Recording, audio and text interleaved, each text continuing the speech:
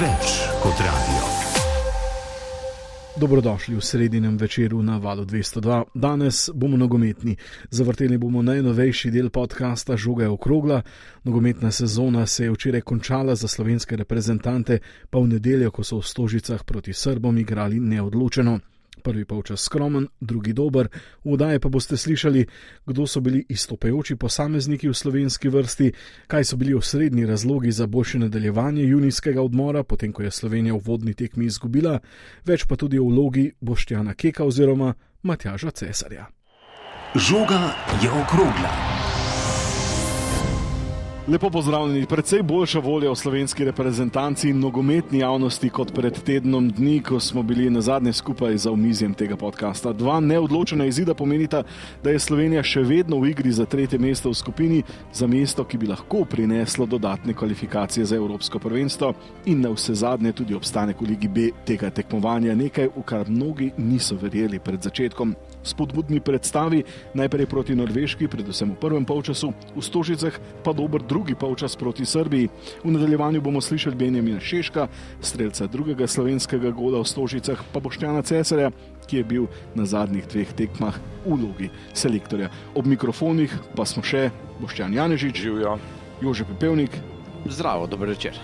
Marko Cirman, Lepo zdrav. moje ime je pa Luka Petrič. Prvi polčas. Lažje dihamo, ne? Predvsem po tistem prvem polčasu, ko je bila Slovenija podrejena proti Srbiji, več kakovostnih razredov za Srbijo, na koncu pa se kar čuti nekaj optimizma. Seveda v slovenski reprezentanci preveč strahospoštovano, po dolgem času na polnem stadionu v Stožicah so naši začeli tekmo, Srbi so dominirali v kakovosti, ampak potem, kot je bilo slišati kasneje, še ena dodatna motivacija ob odmoru, ko že vse od Srbije, od prejšnje nedelje so si nalivali igralci in tudi strokovno vodstvo čistega vina, ko je Jan Oblak stopil pred novinarje. Je bil tam en začetek, ne rezultatski, ampak potem na tekmah na Norveškem in v nedeljo tu v Stožicah, ko so v drugem polčasu Slovenci res zaorali na igrišču, dobro zaigrali, Srbom dihali za ovratnik in presenetili tudi z uspehom, ne samo z borbenostjo, s tem razveselili občinstvo v Stožicah in širše. Jože in Marko, zakaj preobrat na teh dveh tekmah, v čem vidite najpomembnejše razloge, da se je to zgodilo? Misliš na tekmo z Norveško in pa domača tekma s Srbijo? Ja, v primerjavi s prvim proti Srbiji in Švedski. Ja, absolutno, ker je bil pristop drugačen, ker so nogometaši začeli pretepati nasprotnika, vsi v tej Ligi B narodov so seveda kakovostnejši nogometaši od slovenske izbrane vrste, tu se ne moremo slepiti.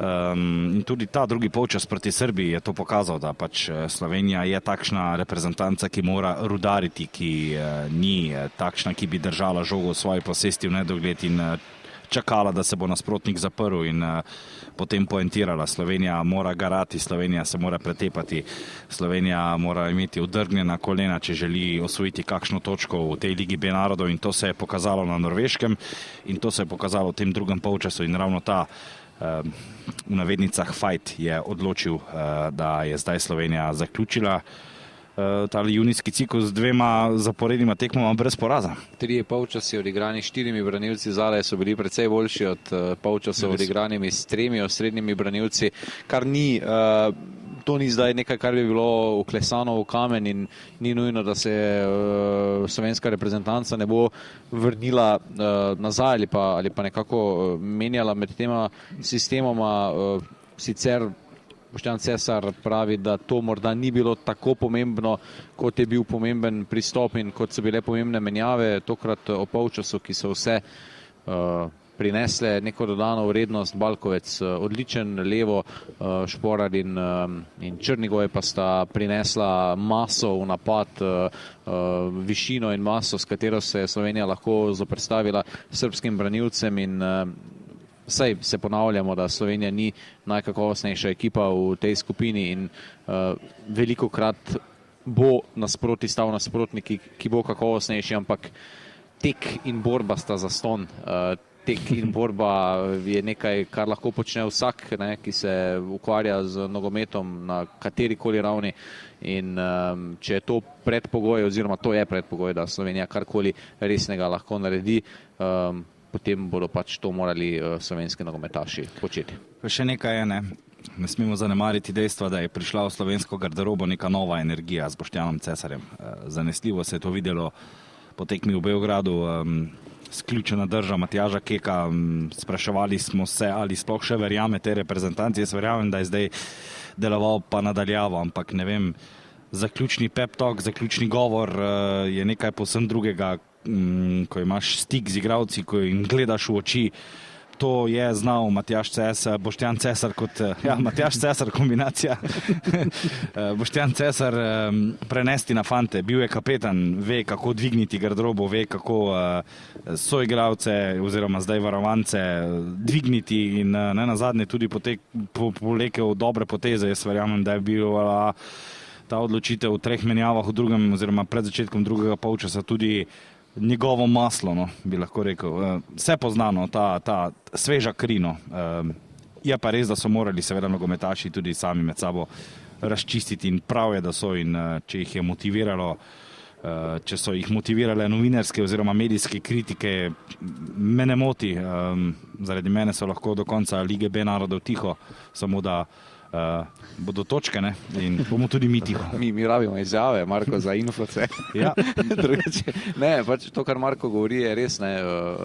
Govor v slačilnici mora biti govor v slačilnici, sestanki v živo so boljši kot sestanki preko Zooma, ne. To tudi naš šef Boštjan trdi, tako da ne, dejansko je Boštjan Cesar morda tisti bad cup v good cup, bad cup situaciji, če veš, kaj želim. Vsi imamo za šefa Boštjana. Tako je. Pa prisluhnimo dvema akterjema, najprej Benjaminu Šeško in potem še Boštjanu Cesarju. Benjamin Šeško, iskrene čestitke. Kaj se je zgodilo med prvim in drugim polčasom? Prvo hvala. Tako bom rekel, mi smo se od začetka tekme že motivirali. Od začetka tekme bom rekel, mogoče smo šli malo slabše v igro. Rabili smo nekaj čakati, da smo se zbudili, ampak v bistvu, ko je zaenkrat zalaupalo, sicer je bilo 2-0 v prvem polčasu, ampak po prvem polčasu smo se v garderobi zmotivirali in šli v drugi polčas, tako je potrebno. Kaj pa je bilo tisto, recimo, kar bi kot sami izpostavili ključno, je bilo to, da ste stali malce bliže Srbom, jih tudi malce pretepali? Seveda, v bistvu Niko neha, bom rekel, slabost, tako bi se temu izrazil, v bistvu to, da nima rad, da se jim za hrbtom, da se jim nadležen. In mislim, da to je bil nek tisti razlog, zakaj smo prišli v šanse in prevzeli neko podbudo za nekaj časa. Kako vam ustreza? V Salzburgu imate žogo več v svoji posesti kot v slovenski reprezentanci. Kako vam ustreza to igranje z nekimi dolgimi podajami, igro na preskok in potem odlaganje žoge? V bistvu jaz se lahko prilagodim na obe smeri igre, se pravi z odlaganjem, z državanjem žoge, lahko gremo tudi v globino. To v bistvu zame ni problem, sicer v Red Bullu imamo večino tekem posesti, zato ker smo dominantni. Tukaj je odvisno tekmo oziroma razpoloženje igralcev, ampak, kot sem rekel, oboje stransko lahko delam in se mi zdi, to je zelo pomembno. Za sekundo ali dve ste obstali pri zadetku, zastali. Ste se ustrašili, da ste v prepovedanem položaju? Ja, nekako zmeraj je bila neka misel, je bila, sicer sam sem rekel, jaz verjamem, da ni bil in sem šel proslavljati. Kar škoda, ne, da je zdaj šele septembra naslednja akcija. Ja, bom rekel tako. Jaz verjamem, da bomo prvi pripravljeni in še bolj motivirani in da zmagamo naslednje 2 tekme. Boštjan Cesar, kaj reči, tole pa je bil en čusten vrteljak. Ja, res je. Drugi polčas smo odigrali na res visokem nivoju, tako da vsak čas fantom, tako se igra za Slovenijo in smo pokazali spet nekaj dobrega od prejšnje tekme, da smo prinesli tudi to tekmo in vsak čas fantom. Zdaj, ključne so se zdele tiste menjave v polčasu. So bile to vaša pogruntavščina, če temu tako rečemo, ali je to zaukazal selektor Matjaž Kek? To ne ostane med nami, ampak vsi, ki so prišli na igrišče, tudi oni, ki so ostali do konca, so dali v zadnji tom moči in res so odigrali drugi polčas fenomenalno. Kaj je fante zmotiviralo, da so, ne vem, v prvem polčasu zamujali v duelih, v drugem polčasu bili pravočasni in tudi pretepali Srbe? Ja, mi smo se zmenili, da stopimo malo više, tudi Adam, da stopi više, da naredimo pritisk na zadnjo linijo in to smo delali super v drugem polčasu. Ostajate neporaženi v vlogi VD selektorja? To je super, sem zelo vesel in vsa čas mi je bilo, da sem vodil te dve tekme. Ste čutili energijo Stožic? Smo, normalno, da ko je poln stadion, da je to super za Slovenijo. Hvala lepa in srečno. Hvala tudi vam. Marko, tisto, kar si prej ti že načel, Cesar sicer ni želel povedati, kako poteka sodelovanje z Matjažem Kekom med tekmo. Toda mislim, da je preenostavno reči, da je zdaj to reprezentanca Boštjana Cesarja in da je vloga Matjaža Keka v zadnjih dneh, potem ko je zbolel za COVID, zbledela. Ne, absolutno. Matjaž Kek ima škarje in platno v svojih rokah pač nadaljavo. To ni zdaj, da bi mi pa zmanjševali njegovo delo zaradi tega, ker je pač on odsoten. S tem se absolutno ne morem strinjati. Je pa res, da je pa prišla ta neka nova energija, nek drugačen pristop, ko pač Matjaža Keka. Ja, ne vem, to bo vedel povedati vsak posameznik, kaj je drugačno, ali pa so imeli res vsega dovolj po tekmi v Beogradu in so si rekli, halo, tako slabi pa tudi nismo, da bi nas pa zdaj Srbi sprehajali po igrišču. Ne? In enostavno se to pozna, ta sveža kri. Nekaj se je zgodilo in prav je, da se je zgodilo, pač, če se je moralo zgoditi na ta način, da je pač Matjaž Kek moral v karanteno, ne se zgodi, ne. Jaz mu želim čim prejšen povratek in verjamem, da je zdaj pa tudi Boštjan Cesar pa dokazal, da ni bil samo dober vodja na igrišču, pač pa je tudi dober lider ob igrišču. Malce sem pogledoval proti slovenski klopi med tekmo in ima tiste kapetanske vzgibe, zna zakričati v pravem trenutku in zdi se, da mu fantje tudi verjamejo, sej ne nazadnje ni dolgo tega, kar je obesil kopačke na klin, kot se reče, ne, in še ima ta kapetanski potencial, ki v trenerskih vodah je pravzaprav nepogrešljiv. Je odličen motivator, igral je z nogometaši, bil aktiven ob strani igrišča, kot da bi bil na igrišču in bolj, kot sem že prej skakal v besedo, bolj osebni pristop, manj distance imajo igralci do Boštjana Cesarja kot do Matjaža Keka. Pa še nekaj je, sej mi ne vemo, kaj se dogaja na Brdu, na nogometnem nacionalnem centru. Lahko da nogometaši hodijo k Boštjanu Keku in mu zaupajo svoje težave, svoje pomisleke. Spet. Okay. Bravo, Marko. Ne, Matjaž Cesar. To mu dal pa res ven. Ne, super. Komu hodijo? Morda nogometaši hodijo k Boštjanu Cesarju na pogovore, mu zaupajo svoje težave, Boštjan Cesar pa jim zna prav prisluhniti. Morda so imeli igralci neko distanco do veličine selektorja, kot je, ne vem, Matjaž Kek. Mi ne vemo, kar se dogaja, ampak nekaj je drugače in prav je, da je drugače in veseli smo, da je drugače. O najboljših posameznikih na teh dveh tekmah, Jan Oblak seveda izjemno pomemben v slovenskem golu. Kaj pa sicer, morda ravno v tem drugem polčasu proti Srbiji je mene vsaj navdušila zelo pragmatična, pametna igra obeh bočnih igralcev, Krničnika in Balkovca, ki sta velikokrat znala dobro zadrževati žogo, tudi v zahtevnih položajih znala kakšen pameten prekršek narediti.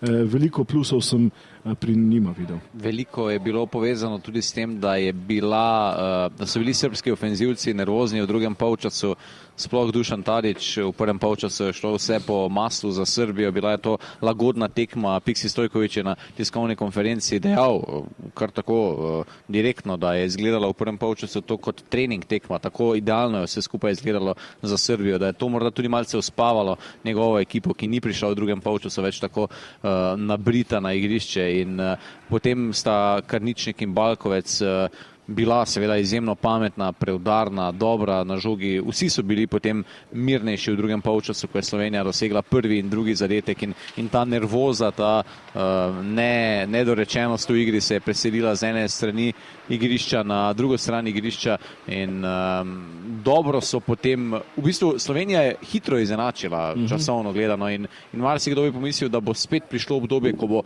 res strmo padla, pa se to na srečo ni zgodilo. Pred tekmo, ker je bil kaznovan Petar Stojanović, ko govorimo o krilnih bočnih igralcih, nas je bilo kar strah, da bo manjkal, ampak sta dobro prevzela omenjena to vlogo. Organizator igre v prvem polčasu, Miha Zajc, ni prišel do izraza, manj tehničnega znanja, kot Jože poudarja, z maso v napadu je to vlogo polovično prevzel Črnigoj. Presenetil je Srbe ta nek nov pristop Slovencev v drugem polčasu. Srbi so najbrž predvidevali, da so Slovenci tako ali tako že v izgubljenem položaju, da se ne morejo več vrniti. Slovenci pa so jih klestili po nogah in bi bili zelo, zelo blizu. To je očitna razlika bila med prvim in drugim polčasom. Slovenci so bili res blizu Srbom in ko je eden zagrizel, je prišel drugi na pomoč. Boštjan Cesar je spoznal, da je Kurtič recimo predvsej bolj navaren, ko je bliže golu. To se je videl pri drugem zadetku, ko je lepo asistiral Šešku. Spoznal je, da potrebuje Črnigoja na takšnih tekmah, ko je nasprotnik tehnično dominantnejši, ko je treba rudariti po igrišču, ko je treba udarjati po nogah in se boriti in enostavno je to energijo potem znal tudi prenesti. Šeško pa pravzaprav Slovenija niti ne potrebuje neke prime balerine v smislu Dušana Tadića, ker pač Slovenija mora garati in prima balerina lahko na nek način tudi Benjamin Šeško, ker Slovenija igra s to igro na preskok in Šeško lahko svojo robustnostjo in tehničnim znanjem z lahkoto zaustavi žogo in potem zalaga svojimi podajami soigralce in enostavno lahko on tisti prvi kreator, od katerega se začne pravzaprav slovenski napad, ker večino žog v drugem polčasu je Šeško dobro zadržal.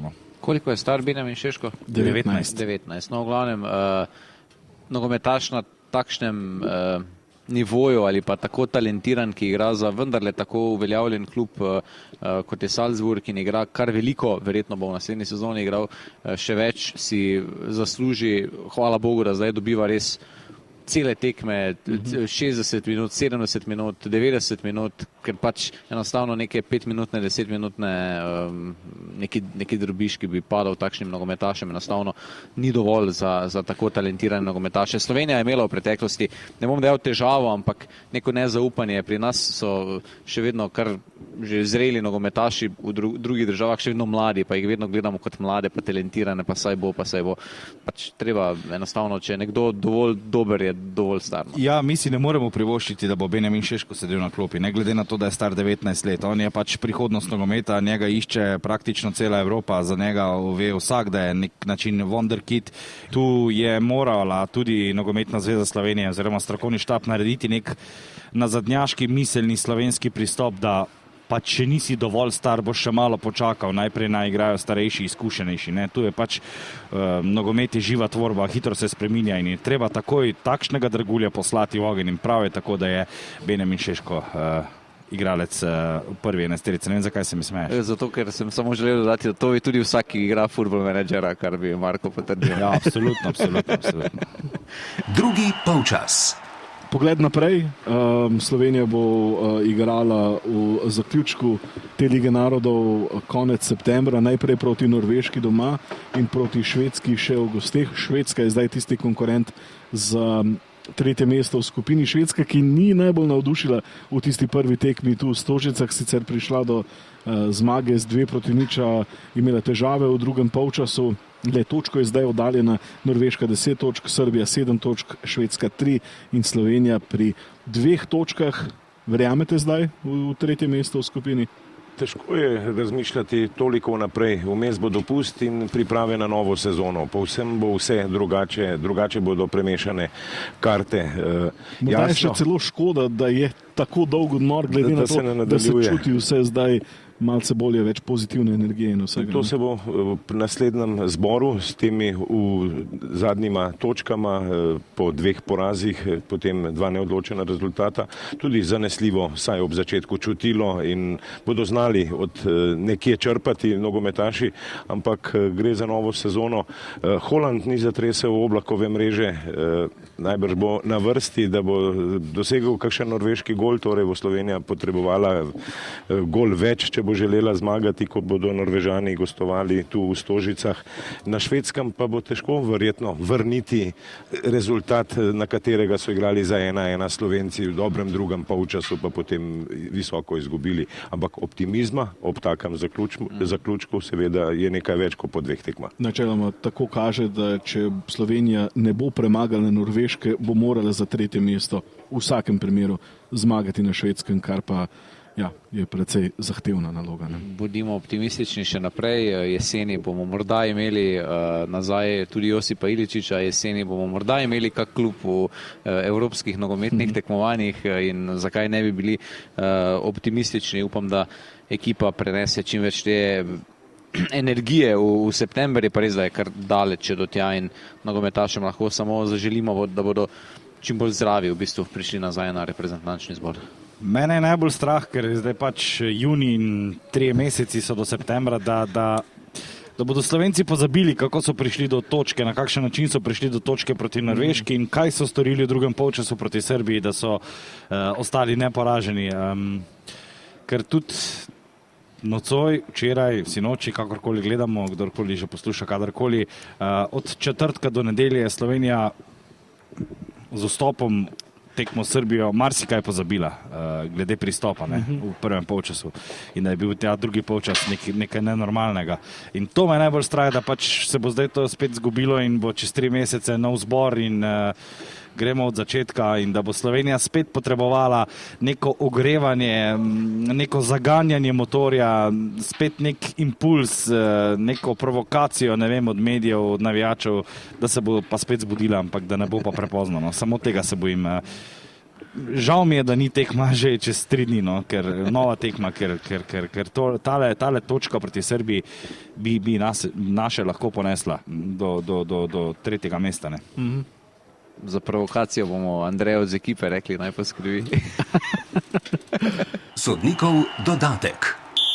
Če to poslušate v ponedeljek 13. junija, ravno mineva 22 let od prve tekme slovenske reprezentance na velikih tekmovanjih, od znamenitega potresa v Charleroi, ko je Slovenija proti Jugoslaviji, pravzaprav proti ekipi, proti kateri je igrala v Stožicah, vodila s 3-0 in na koncu remizirala s 3-3. Ostale tekme v Ligi narodov v zadnjih dneh, vam je kaj izstopalo? Marko, ti si se malce zasmehljal. Ja, Portugalci so izgubila z 1-0 proti Švici. Haris Seferović v drugi minuti. Ja, tako. Nimam kaj dodati, naslednji. Prosim. Če gremo samo nazaj, Boštjan je omenil Holanda, ne? Holand je dal 2 gola in podajo zdaj proti Švedom. Ni bilo Oblakov golov. Ja, upajmo, da je izpolnil kvoto. No. Mene, ne da me preseneti, ampak vedno znova se začudim, ko pogledam, kako nizko je padla bolgarska reprezentanca, ki je bila ena od tistih, ko sem bil kot otrok, ne? Ena najboljših v Evropi ali pa celo na svetu, na tistem svetovnem prvenstvu, prvem mojem, v navednicah. Ja, 94. Ja, in to danes, to ni ničemer več podobno. Ja. No? In se mučijo in remije z Gibraltari in s takšnimi reprezentancami. Tudi Slovaška je v prostem padu očitno. Ja, izgubila proti Kazahstanu, ki vodi v svoji skupini v Ligi C. Nekateri veliki še nimajo zmage. Anglija neodločeno proti Italiji in proti Nemčiji. Pri 2 točkah izgubila je proti Madžarski. Tudi Francija zadnja v svoji skupini z 2 točkama. Ne? In kar me v zadnjih dneh še malce bolj slovenskega zornega kota vrglo v neko ne ravno nogometno depresijo, ampak neko nevoljo, ko pogledaš čez severno in pa čez južno mejo, ne? Če se lahko malce bolj primerjamo z tistimi, s katerimi se najraje primerjamo v vseh pogledih in v vseh športih. In ko vidiš, da igrajo v Ligi A za reprezentanci severno in južno od nas 19, 20-letni, 21-letni štoperi, ki znajo žogo absolutno vse in imajo skupaj 5 nastopov za člansko reprezentanco in izgledajo, kot da jih imajo 100 in so res rutinirani in imajo igralcev v izobilju in imata Dalić in zdaj Rangnick res sladke skrbi, koga vzeti na reprezentančno akcijo, ker je enostavno te nogometne šole in Salzburgova in Dinamova in Hajdukova delajo toliko dobrih nogometašev, da je res neverjetno. Na koga najbolj tu ciljaš, morda na Guardiola? Guardiola, ja, tudi Šutalo in Erlic sta zdaj v hrvaški reprezentanci zadaj bila odlična in dejansko tudi vsi ti nogometaši, ko gredo v tujino, tam igrajo vidne vloge. Luka Sučić pri Salzburgu, hrvaški Soigralec reprezentant, je Češke, ja. neverjeten Pa se nogometaš. tudi Ivan Nušec, recimo. Ne? Ja. Še en. Če ostanemo pri Slovanih, Poljaki so se po tem beneluškem paketu tekem, ko so bili nebogljeni proti Belgicam, potem z Nizozemci na Nizozemskem dobro kosali, osvojili točko. Komaj sicer na koncu, da pa je zgrešil 11 metrov. Drži, ampak rezultat je bil pomemben. Ni jih v depresijo vrgel visok poraz proti Belgicam. 6-0 je bilo, 6-1. 6-1. Niso jim zavezali kravate. Skoraj, še vedno teniških 6-1. Hvala vsem, tudi vam, dragi poslušalci, za pozornost. Še nekaj. Povej. UEFA delegat danes. Ja. Bakar Jordanija iz Gruzije. A res? Ima ime kraja na Hrvaškem, priimek države in prihaja pa iz Gruzije. Zanimivo. Zelo zemljepisno. To se mora dodati. Hvala lepa, Marko. Nogometna sezona se je tako končala za slovenske nogometaše, mnogi pa se že pripravljajo na novo. Začetek julija že prve tekme slovenskih klubov v Evropi, prva liga pa se začne sredi julija in takrat bo z vami spet podcast Žoga je okrogla. Se slišimo.